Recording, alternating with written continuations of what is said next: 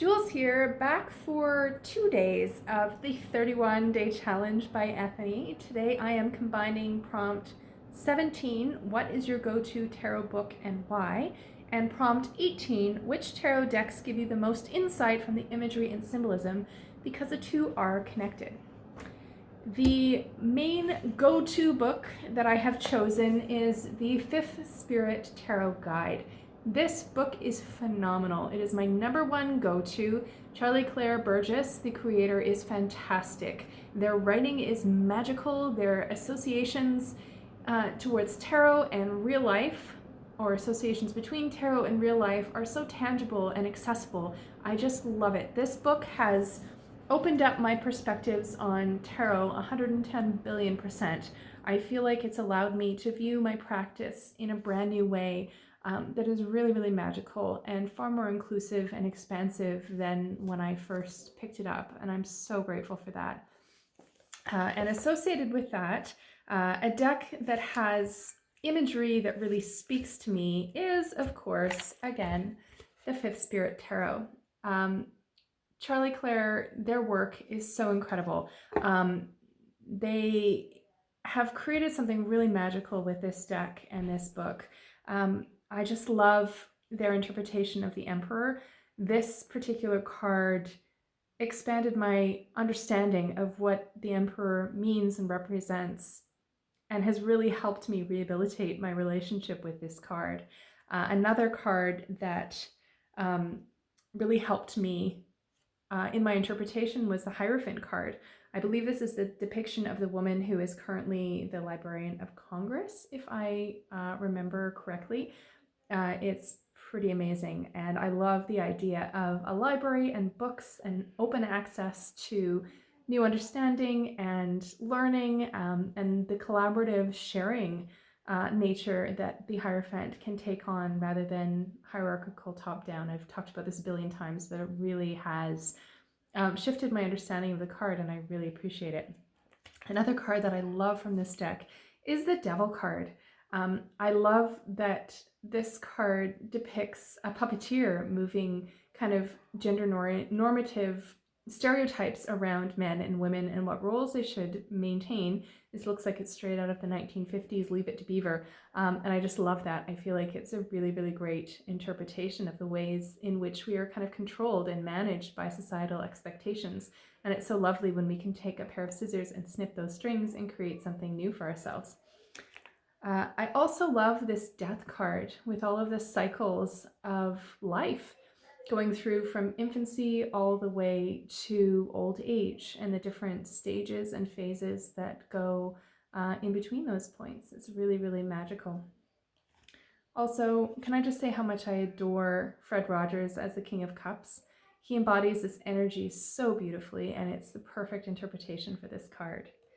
Another one that I love is this Magician. The nature of alchemy is transformation, and if that doesn't encapsulate the meaning of the Magician, I'm not sure what does. It's really, really powerful. I love this Hermit card as well, with the traditional depiction of the lantern and introspection and reflection and distance from everyone and everything, kind of that escape into the woods. It's really powerful. I love how that comes through here. This Seven of Swords is fantastic. I have an inner magpie that I need to keep managing, especially when it comes to tarot decks. But I just love that so much of the Seven of Swords meaning for me is that magpie energy and that kind of accumulation and expansion, maybe going past what you know to be right and just kind of pushing that boundary. And I just love how that comes through here. I'm not doing every single card in the deck, but there are quite a few here that I love. This Judgment card is fantastic. The spirit of revolution and pushing boundaries and bringing people together and pushing past limitations and status quo and expansion, which is so much a part of the meaning of this card, and I love it. This Lovers card is incredible as well. So much of the time, the Lovers has to do with relationships with others, but a big component of this card is your relationship with yourself. And I love that this card invites that kind of introspection and embracing the relationship that you have with yourself, because it's the most important one you're ever going to have. in my opinion. This moon card is magical. I just love this idea of wandering into the forest. There's that beautiful full moon in the background, and that sense of a hooded, cloaked figure. You're not quite sure what you're going to find as you dive deep into the depths of your subconscious. It's really, really powerful imagery and just absolutely stunning as well. This Six of Wands with the sparklers is so magical. This is a card of celebrating your accomplishments and checking in with how far you've come and feeling really good about that. And these little sparklers always remind me of birthday cakes when I was a kid. We sometimes get them for our kids too, and they're a lot of fun. This Justice card is amazing. I love that it has the two pillars and the scale and the sword of justice. And yeah, this just really encapsulates that idea of your own code and sense of what is right as opposed to what society implements, which may or may not be sufficient. I really like that juxtaposition, excuse me, of those ideas. As far as pentacles go, this Three of Pentacles is so great. I love that this card includes all of the tools necessary for building towards the future. It's really, really fantastic. And then the last one that I grabbed is a card that's been following me for a long time, and it's the Eight of Cups, and it's the Release card. And I love that you have this collection of vessels in front of the door, and then this long winding path that's leading into the future. So you can leave behind what no longer works, open that door, and then walk towards your future. It's such a powerful image, and I really love it. So yeah, this Fifth Spirit book and deck are both absolutely fantastic in terms of the writing and the imagery and the associations that have been made. It's truly incredible.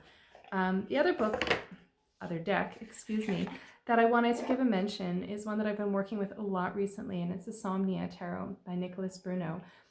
He mentions in the full page guide that I have, not in front of me right now, that he deals with sleep paralysis, and one of the motivations for this deck is to raise awareness, which is really cool. And this particular deck has a very kind of unsettled vibe, I guess. It really, to me, encapsulates a liminal space between sleep and awake.